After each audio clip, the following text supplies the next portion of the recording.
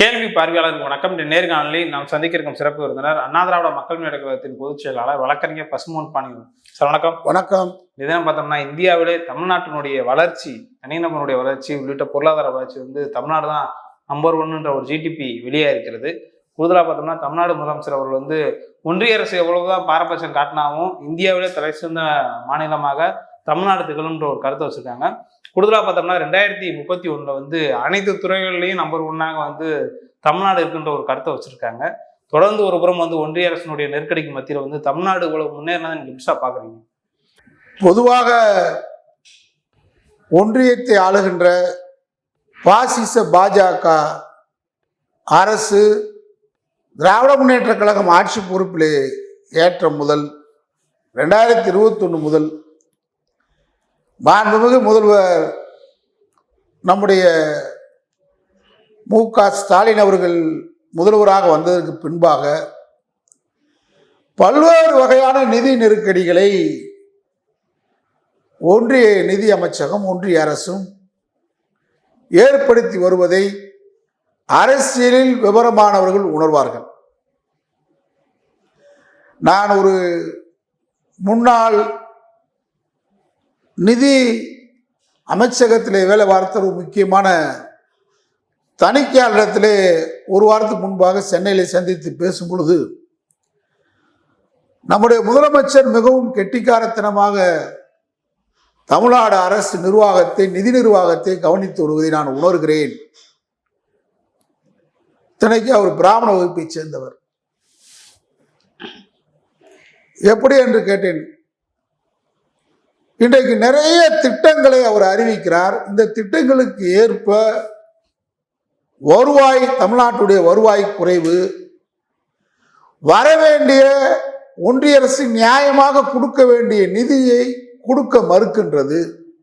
ஏழு கேட்டால் இங்கே 400 மேனி பொழுது வண்ணமாக தமிழ்நாட்டில் திமுக ஆட்சி கட்டமைப்பை, எல்லா வகையான கட்டமைப்பை, பள்ளி கட்டமைப்பை, இப்பொழுது பள்ளி நாங்கள் நீங்கள் புதிய கல்விக் கொள்கையில் சேர்ந்தாதான் நாங்கள் நிதி தருவோம்னு சொல்லும்போது கூட அந்த நிதி எவ்வளவு இங்கே ஒன்றிய அரசு கொடுக்குமோ அந்த நிதியை தமிழ்நாடு அரசே வழங்கும் அப்படின்னு முதலமைச்சர் சொல்கிறார்.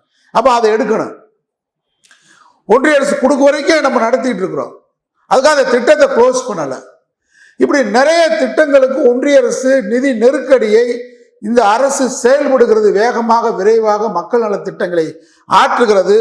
இந்த அரசை முடக்க வேண்டும் என்ற ஒரு தீய நோக்கத்தோடு தான் ஒன்றிய அரசு பல்வேறு வகையான நிதிகளை தமிழ்நாட்டிற்கு, உதாரணத்துக்கு இந்த 100 நாள் வேலை திட்ட நிதியை கூட கொடுக்கறதில்லை. பல்வேறு வகையான நிதிகளை, புயல் நிவாரண நிதியாக இருந்தாலும் நம்ம கேட்ட தொகையை கொடுக்கறது இல்லை. அவங்களா ஒரு தொகையை நிர்ணயம் பண்ணிட்டு அதை 3 கட்டமாக கொடுக்கறது. வெள்ள அபார நிதி, புயல் நிவாரண நிதி, இயற்கை பேரிடர் நிதி, கல்வி நிதி, ஜிஎஸ்டி பாக்கி நிலுவைத் தொகை அனைத்தையும் நெருக்கடி கொடுக்குறாங்க. ஆனால் நம்மை விட சிறிய மாநிலங்களுக்கு, பாஜக அரசு ஆளுகின்ற மாநிலங்களுக்கு, பெரிய மாநிலமான உத்தரப்பிரதேசத்திற்கு நமக்கு தர வேண்டிய, நம்ம தான் ஜிஎஸ்டி இந்தியாவிலே நம்பர் 1 அதிகமாக கொடுக்குறோம். தமிழ்நாடு தான் ஒன்றிய அரசுக்கு வரி செலுத்துவதில் நம்பர் 1 இருக்கும். ஆனால் நம்ம விட வரி குறைவாக செலுத்தக்கூடிய, நிதியை குறைவாக ஒன்றிய அரசுக்கு செலுத்தக்கூடிய மாநிலங்களுக்கு நமக்கு கொடுக்கறதை விட 3 மடங்கு 4 மடங்கு பீகாருக்கு கொடுக்குறாங்க. நம்ம அங்கெல்லாம் கொடுக்க கூடாதுன்னு நம்ம பொறாமையில சொல்றாள் இல்லை. எல்லாருக்கும் எல்லாம் கிடைக்க வேண்டும் என்பதுதான் திராவிட மாடல். அதான் நம்முடைய தத்துவம், நம்முடைய கொள்கை. ஆனால் எங்களுக்கு கொடுக்க வேண்டிய உரிமையை, எங்களுக்கு கொடுக்க வேண்டிய தொகையை பறித்து நீங்க எங்களுக்கு முடக்கம் பண்ணுவது ஏற்றுக்கொள்ள முடியாது என்பதுதான் நம்முடைய முதலமைச்சருடைய வாதம். பல முறை நம்முடைய நிதியமைச்சராக இருந்த மரியாதைக்குரிய பிடிஆர் பழனிவேல் தியாகராஜன் அவர்கள் நிதி ஆய்வு கூட்டத்தில் பேசியிருக்கிறாங்க. இன்னைக்கு நம்முடைய தங்கம் தென்னரசு மாண்புமிகு அமைச்சர் பேசுறாரு. பல முறை கடிதங்கள் எழுதுறோம், பல முறை ஒன்றிய நிதியமைச்சர் நிர்மலா சீதாராமனை சந்திக்கிறோம். ஆனால் இங்கே இந்த அரசை இயங்க விடாமல், அடிப்படை நிதி தான் ஒரு அரசு இயங்கணும்னா, இந்த அரசு தினசரி மக்கள் நல திட்டங்களை அறிவிக்கிறாங்க. அப்ப இந்த அரசு மக்கள் நல திட்டங்களை அறிவிப்பதை தடுக்க வேண்டும். என்கின்ற தீய நோக்கத்தோடு தான் ஒன்றிய அரசு செயல்படுது. இந்த நிலைமையிலேயே நாட்டு மக்கள், நடுநிலையாளர்கள், படித்தவர்கள், நான் சொல்ற செய்தி தெரிஞ்சுக்க, இந்த நிலைமையில தினமலர் எழுதியிருக்க அன்னைக்கு, அதாவது நாங்கள் முரசொலியிலையோ விடுதலையோ தீக்கதிலையோ ஜனசக்தியிலே வந்தால் நீங்கள் உங்கள் சார்புன்னு சொல்லலாம். இன்னைக்கு தினமலர் இந்த புள்ளி உர கணக்கை தமிழகம் முதலிடம், தமிழ்நாடு முதலமைச்சர் பதவி ஏற்கும்போது சொன்னார், நம்பர் 1 முதலமைச்சர் நான் என்பதை விட இந்தியாவிலே நம்பர் 1 முதலமைச்சராக இருப்பேன், இந்தியாவிலே நம்பர் 1 மாநிலமாக தமிழ்நாடே கொண்டு வருவேன்னு சொன்னார். நம்பர் 1 முதலமைச்சராக இன்றைக்கு சிங்கமாக சிரித்திலிருந்து பாஜகவுடைய அடாவடித்தனத்தை சித்தாந்த ரீதியாக திராவிட சித்தாந்தத்தை வைத்து RS வகுப்புவாத சித்தாந்தத்தை வேரோடு மண்ணோடு வீழ்த்துகின்ற ஒரு சிங்கமாக, அரிமாவாக இன்றைக்கு நம்முடைய தமிழ்நாடு முதலமைச்சர் நம்பர் 1 முதலமைச்சர் அவர்தான். இன்னைக்கு RSS-ஐ, சங் பரிவார் கூட்டத்தை, வகுப்புவாத கூட்டத்தை எதிர்ப்பதில் நம்பர் 1 முதலமைச்சர், மக்கள் நலத்திட்டங்களை ஆற்றுவதில் நம்பர் 1 முதலமைச்சர், விளிம்பு நிலை மக்களுடைய உணர்வுகளை புரிந்து அதற்கான திட்டங்களை வகுப்பதில் நம்பர் 1 முதலமைச்சர், மாணவர்களுக்கான முதலமைச்சர், விவசாயிகளுக்கான முதலமைச்சர், தொழிலாளர்களுக்கான முதலமைச்சர், அனைத்து தரப்பு மக்களுடைய முதலமைச்சராக, சமூக நீதியின் காவலராக நம்முடைய தமிழ்நாடு முதலமைச்சர் இந்தியாவிலேயே நம்பர் 1 முதலமைச்சராக திகழ்வதில் நமக்கெல்லாம் பெருமை. இன்னைக்கு புள்ளி உர கணக்கில் நம்பர் 1 மாநிலமாக தமிழ்நாடு எல்லாத்துலையும் இருக்கு. அதற்கு இன்னைக்கு தினமலரே ஒரு எழுதியிருக்கான், மக்கள் தொகை மற்றும் பொருளாதாரத்தின் அடிப்படையில் பெரிய மாநிலம் GDP வளர்ச்சி, தமிழ்நாடு 11.19, நம்மளை விட பெரிய மாநிலம். ஊபி மாடல், உத்தரப்பிரதேச மாடல், பாஜக மாடல், இரட்டை இன்ஜின் மாடல் படுத்துக்கிடுச்சு. அங்க 8.99, தமிழ்நாடை விட எல்லா வகையிலும் 3 மடங்கு 4 மடங்கு மக்கள் தொகை இருக்கக்கூடிய, நேரடியாக ஒன்றிய அரசின் கட்டுப்பாடு இருக்கக்கூடிய, இன்னும் சொல்ல வேண்டுமென்றால் ராமருக்கு கோயில் கட்டி ராமர் வாழக்கூடிய, ஆன்மீகத்தின் பேரால் அட்டுழியம் பண்ணக்கூடிய அந்த ஊர்ல GDP வளர்ச்சி 8.99, ஆந்திரா 8.8, கர்நாடகா 7.37. கடந்த 2024 நிதியாண்டில் மக்கள் தொகை மற்றும் பொருளாதாரத்தை அடிப்படையில் உருவான பெரிய மாநிலங்களின் பட்டியலில் தமிழகம் 11.7% முதலிடம், ரிசர்வ் வங்கி. அதனால இப்ப நீங்க என்ன செய்ய போறீங்க? எடப்பாடி பழனிசாமி இன்னொரு தற்குறி தெரியுமில்ல, தானா கூனா தற்குறினா இன்னும் சில பேர் முட்டு கொடுக்க போயிருக்காங்க. இப்போ அவனுக்கு தானா கூனா ரேஷன் கடை பாண்டிச்சேரியில் தொடங்கி 1 வருஷம் ஆச்சு. ரேஷன் கடை தொடங்கி மக்களுக்கு ரங்கசாமி பாவம் முதலமைச்சர் தொடங்கி 1 வருஷம் ஆச்சு. இப்போ இவர் நான் ஆட்சிக்கு வந்தால் ரேஷன் கடை தொடங்குவேன்றான். இப்படி லூஸு. இந்த லூஸுக்கு இந்த GDP வளர்ச்சி பற்றி என்ன தெரியும்? நீ என்ன செய்ய போற?